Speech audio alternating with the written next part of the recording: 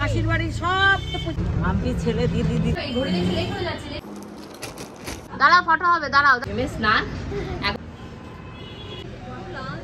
Little গোল্ডের teacher আজকে তাড়াতাড়ি পড়াতে আসবে, তার জন্য সকাল সকাল লিটিল গোল্ডের সুজিটাকে বসিয়ে দিয়ে ওকে এখন তুলতে হবে, ব্রাশ করাতে হবে, ফ্রেশ করাতে হবে, অনেক কাজ থাকে। আর তারপরে আজকে কিন্তু একটা ইনভিটেশন বাড়িতেও যাওয়ার কথা রয়েছে। লাস্ট ব্লগে তো তোমাদেরকে বলেছিলাম, ইয়েস আজকে যাচ্ছি বাপের বাড়ির তরফ থেকে আমার এক মাসির বাড়িতে রাস পূর্ণিমা উপলক্ষে রয়েছে গৃহপ্রবেশ, সেখানে নেমন্তন্ন খেতে গেলে অনেক আত্মীয় স্বজনদের সাথে দেখা হবে। কি কি করলাম, কি কি খেলাম, কি কি গিফট দিলাম, সব মিলিয়ে আজকে ব্লগটাকে সাজিয়েছি। হোপফুলি তোমাদের ভীষণ ভালো লাগবে। হ্যালো মাই লাভলি ভিউয়ার্স, আমি Priyanka and welcome to my channel Priyanka's time story. যারা পেজ থেকে দেখছো অবশ্যই ফলো করো।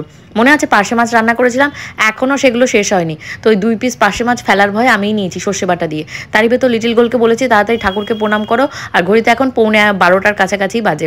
এরই ভেতর আবার সোমনাথ দাও এসছে।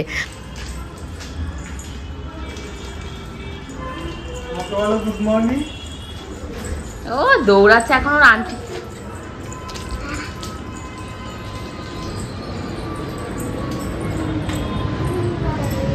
কি বললে? Good morning. আচ্ছা ঠিক আছে, যা এবার পড়তে যাও, দৌড়া, আন্টি বসে আছে।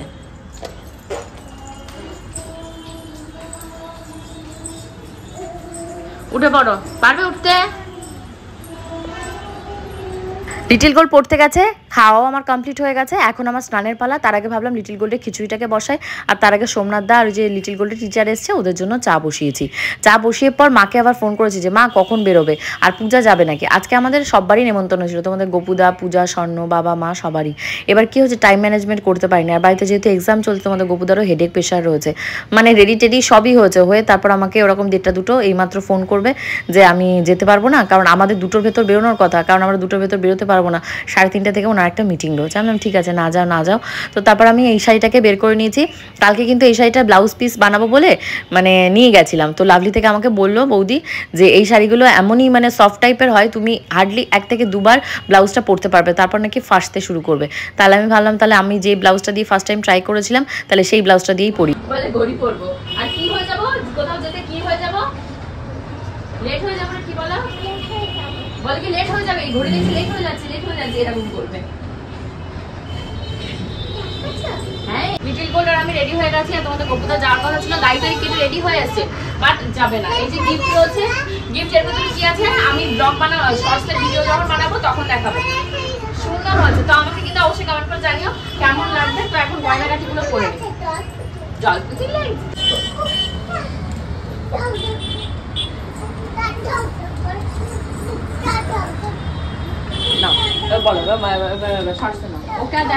এবার বলবো বন্ধ করো, ওটা বন্ধ করো। তো আমাদের খিচুড়িটা প্রেসার কুকার থেকে বের করবো, তার আগে ভাবলাম লিটিল গোল্ডকে রেডি করে দিই। মা আসলে অ্যাটলিস্ট লিটিল গোল্ড নিচে গিয়ে প্রেজেন্ট হতে পারবে যে একটু আমরা রেডি, নাহলে ওই করতে যদি আমি শুরু করি। মা ওটা একজনকে গিফট দেবো, ও গিফটটা তোমাদেরকে দেখায়নি না, গিফটটা তোমরা শর্টসের ভিডিও দেখো। তুমি দেখাচ্ছ, দেখাও, ও দেখাচ্ছে, দেখাও সবাইকে দেখাও, গিফটটা দেখাও। যেখানে যাচ্ছে সেখানে কি জানি না কতটা ভিডিও করতে পারবো, তাই এখানে থেকে তোমাদের ভিডিও কি দিয়ে দেয়। কি আছে বলো এর ভেতরে, কি আছে বলো, কি করা সেট, ভেরি গুড, এর ভেতরে রান্না করা সেট আছে, কুকিং ওয়্যার।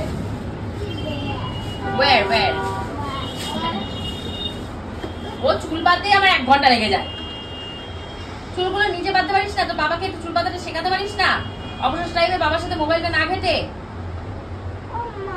কি হ্যাঁ ওটা কাজল পেয়েছে, ভাগ তুই কাজল মারবি, তুই ছোট্ট মানুষ, ওটা আইব্রো পেয়েছে।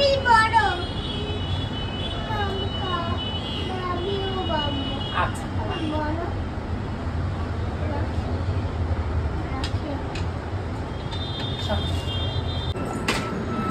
রেডি। হ্যাঁ বেরিয়ে কোথায় আসবে, পূজা যাবে না? আচ্ছা তুমি তাহলে কিসে আসছো? টোটো বুকিং করে দিচ্ছে ও, না কি করছো? ও রাস্তা থেকে টোটোতে হ্যাঁ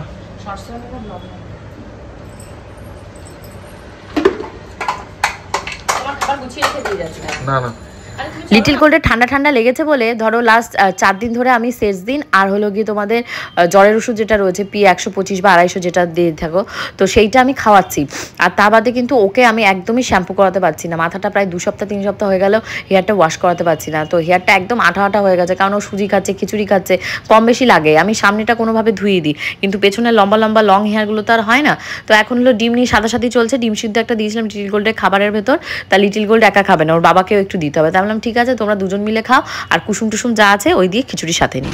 মা ফোন করলো, মা বেরোচ্ছে, মা ওখানটা থেকে টোটোই করে এখানটা এসে নামলে তারপর আমি এখানটা থেকে গাড়ি বুক করে একসাথে বেরোবো। তো তার আগে জামা কাপড়গুলো রয়েছে আমার, আজকে ফিরতে ফিরতে যদি রাত হয়, অনেক রাত যদি হয়, জামা কাপড়গুলো শুকিয়ে গেছে যেহেতু তুলে রেখে যায়। বেরোনোর আগে নাকে মুখে কাজ, জামা কাপড়গুলো পরে সন্ধ্যাবেলা এসে তুললেও হতো। অ্যাকচুয়ালি আমার আজকে একটু প্ল্যানিং রয়েছে যে লিটিল গোল্ডে খিচুড়ি সাথে নিয়ে যাচ্ছে, ও যেটুকু খাবে খাবে, না খাবে বাকিটা হাতে খাবো। আর আসবো না ফেরত বাপের বাড়ি থেকে, মানে শ্বশুর বাড়িতে আর ফেরত আসবো না, একবার বাপের বাড়িতে চলে যাবো। অ্যাকচুয়ালি মা একা যাচ্ছে, তাহলে আমাকে দুটো পিক আপ স্পট দিতে হবে। আমরা টোটো বুক করে যেহেতু আসবো, একটা আমার বাপের বাড়ির সামনে মধ্যমগ্রাম, একটা নিউ ব্যারাকপুর। তো পরে আমি যখন নেমেছি তখন আমি জানতে পারলাম না বাবু যাবে স্কুটি নিয়ে। সে তো আর এক কাণ্ড কাহিনী মানে বাদিয়েছে, মানে বাবু মাসির যে বাড়ি হৃদয়পুরে উপমাসির যে বাড়ি, সেই বাড়ি খুঁজে পাইনি, রাগঝাগ করে তারপর মধ্যমগ্রাম স্টেশন দিয়ে আবার লিটিল গোল্ড আমার হাতে হাতে তাড়াতাড়ি করে কাজ করে দিচ্ছে। ওকে তাই বলছি মা তাড়াতাড়ি রেডি হও, দিদু কিন্তু তোমার জন্য নিচে এসে দাঁড়িয়ে আছে। মানে আমার মায়ের সাথে ও যদি যেতে পারে, ওর আর মানে ওর থেকে আর বেশি খুশি কেউ হতে পারে না। দুষ্টুমি তো করতে পারবে ফুল দম। ভিডিও বানাতে এদিক ওদিক করে আমি পুরো ঘেমে স্নান। এখন লিটিল গোল্ডের মুখটা পুরো হনুমান হয়ে রয়েছে। ডিম খেতে দিয়েছি, মুখ ধোয়াইনি, কিচ্ছু করিনি, ওইভাবে শর্ট হয়ে গেছে। এখন মুখটুক ধোয়াবো। মা মনে হয় বেরিয়ে গেছে, আমাকে ফোন করলেও তো শুনতে পাবো না ফোন ওই ঘরে। আসো বান্ডিকালের কাছে ফোনটা নিয়ে আসো না। মা ঢুকে গেছে আর আমার ইয়েও হয়ে গেছে, উবের বুকিংও হয়ে গেছে। তো চলো বেরোই। আমাদের টোটো বুকিং হয়ে গেছে, আর আমাদের যে ঠিকানা বলে দিয়েছিল ফোন করে আমার মাসি যে রয়েছে তাকে জিজ্ঞাসা করে আমরা এখন বেরিয়ে পড়েছি। লিটিল গোল্ড তো কিন্ডার জয় ছাড়া যাবেই না, মানে এত কিন্ডার জয়ের প্রতি মানে নেশা হয়েছে। প্রত্যেক বাচ্চাদেরই দেখি কিন্ডার জয় কি এমন মধু মেশানো থাকে যে প্রত্যেক কটা বাচ্চা এর দিওয়ানা হয়ে যায়। মানে আমিও খেয়েছি, আমারও বেশ ভালো লাগে। আমার মনে হয় কিছু দেয়া থাকে এর ভেতর, যার জন্য বাচ্চারা এত খাবে। আমি এখানটা থেকে ওই যে ওই পাশে দেখছি কি ভিডিও চালিয়েছে, এই চোখটা ওই রকম মানে এই কালারের আইশ্যাডো লাগিয়েছে, সে ওর চোখটাও চকচক করছে। ওর অবস্থা যা তুই ওঠ, তুই আগে উঠে দেখ ওটা মজবুত নাকি, তারপর আমি উঠবো। আরে রান্না আমি আর কি হচ্ছে, দাঁড়াও ফটো হবে, দাঁড়াও এদিকে তাকাও। হ্যাঁ সবাই আসছো, দাঁড়াও হয়েছে, দাঁড়িয়েছো? বাবা এই যে কি ভয়ঙ্কর ওটা, তাও আমরা উঠে চলে এসেছি। ওটা হ্যাঁ উঠে এসছি। হ্যাঁ একে কোথায় চলে যাচ্ছে মাসি? এ কি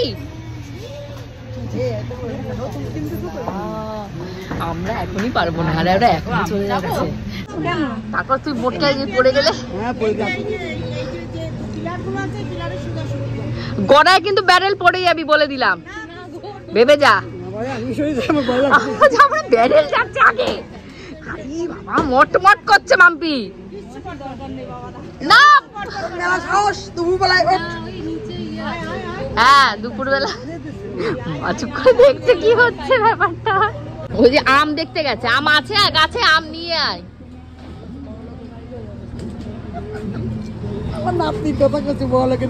এখন আমাদের একটা ফটো সেশন হবে, বলছি সবাই দাঁড়াও 1 by 1।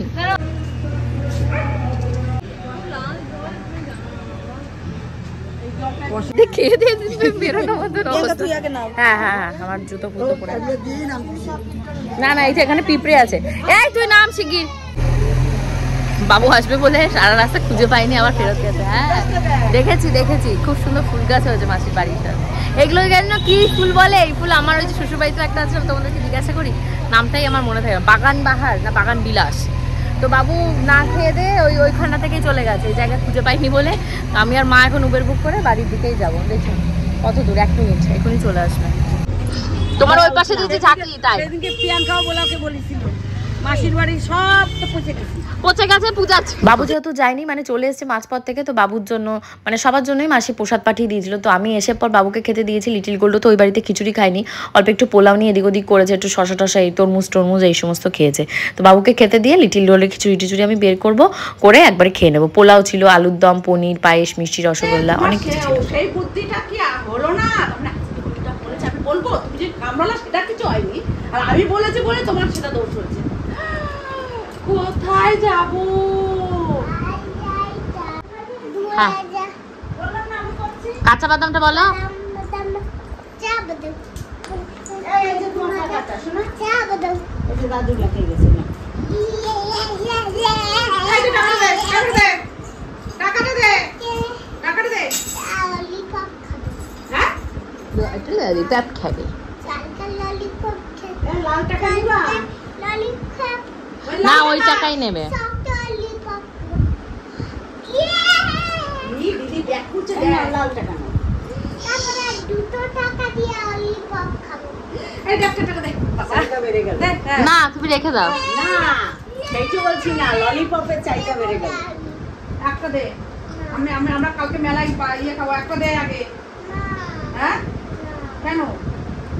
ওই ওর মানিকোটা বারান্দায় রেখেছিস? হ্যাঁ হ্যাঁ এই তুই তাহলে যাবি? হ্যাঁ হ্যাঁ তোর তো কেনাকাটা করতে।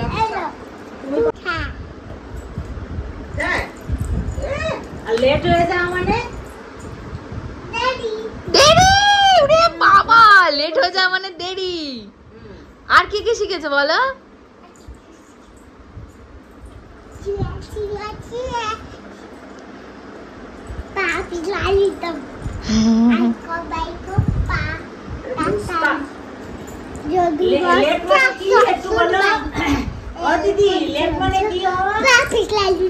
আরে কি বলছে বলো? আরে দাঁড়াও কবিতাটা আরেকবার বলো। দাঁড়াও কবিতাটা বলছে শোনো।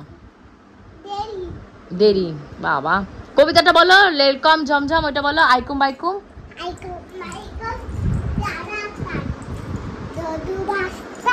শ্বশুর বাড়ি এরকম ঝমঝম পাখিরা কি পা পিছলে? পাখিরা আলু দাও দূরে দূরে যাবো না। ওইটা বলছে সবাই নাকি হাসতে হাসতে পেট ব্যথা হয়ে গেছে। দূরে যাও না, দূরে যাও না।